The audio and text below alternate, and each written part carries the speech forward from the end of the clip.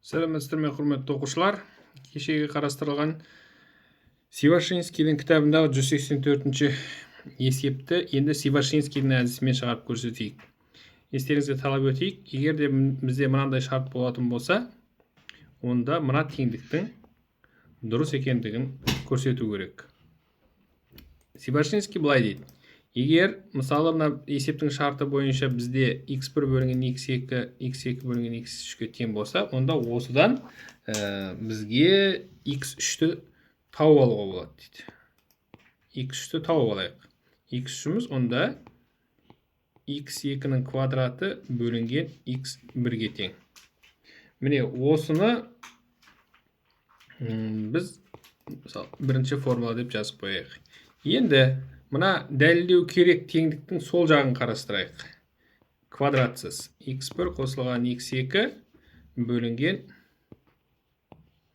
x2 қосылған x3. Енді міне осы жерде x3-тің орнына бірінші формуланы әкеп қояйық. Сонда x1 қосылған x2 бөлінген x2 қосылған x2-нің квадраты бөлінген x1 болады. Мына бөлшектің бөлімінде ортақ көбейткіш x2-ні шығарып жіберсек, сыртына 1 қосылған x2 бөлінген x1 болады. x1 қосылған x2. Мына жерде бөлшектің бөлімінде ортақ бөлім x1-ді берейік. Сонда бізде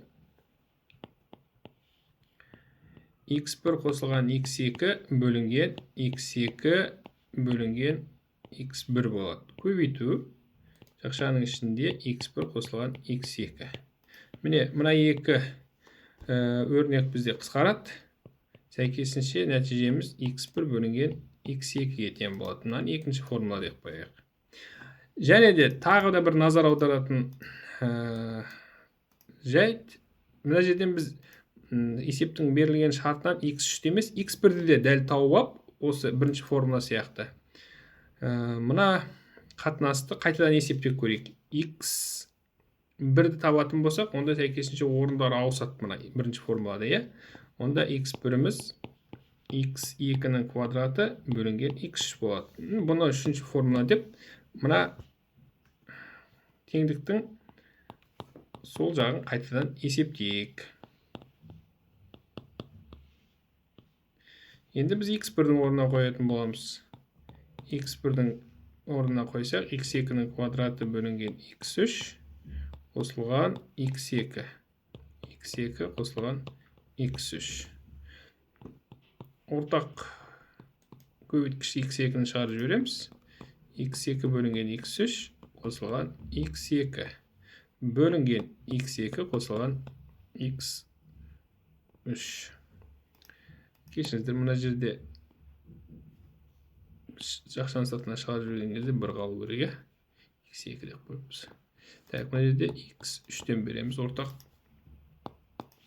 бөлімді. Сонда бізде қалады x2 бөлінген x3, x2 қосылған 1. x3 бөлінген x2 қосылған x3. Мына x3 пен x2 қосылған x3-тер өздері қысқарады. Сонда нәтиже x2 бөлінген x3 қалады. Мынау төртінші формула.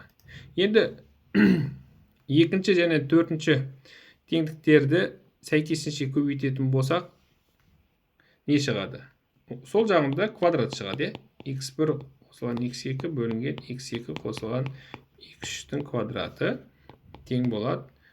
Бізде x1 бөлінген x2 көбейтілген x2 бөлінген x3 шығады. Мына x2 мен x2 қысқаратта x1 бөлінген x3 шығады. Міне дәлелдеу керегі де бізде осы болатын. Міне бұны Сивашинский әдіс дедік. Егер де алдағы уақытта осындай қызықты, пайдалы есептер көрулеріңіз келетін болса, каналға тіркеліңіздер, қоңыраушаны басыңыздар, осы видеомен достарыңызбен, таныстарыңызбен бөлісіп қойыңыздар. Жақсы, сау болыңыздар.